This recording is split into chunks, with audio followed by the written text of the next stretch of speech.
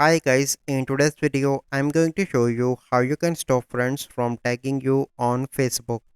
So the first step you need to do is to open Facebook application.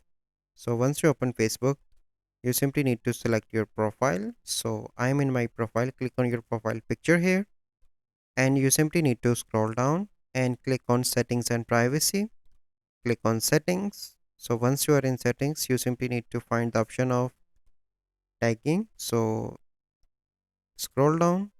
Here you can see profile and tagging. Click here. Here you can see different options. So you need to click here review option. So here you can see review tags people and to add to your post before the tags appear on Facebook. So after that, once your friend tag you, you will receive a notification from Facebook. And if you don't allow, then you are unable to tag on that post. So this is a simple process that you need to follow. I hope you find this video helpful. Thank you. Have a good day.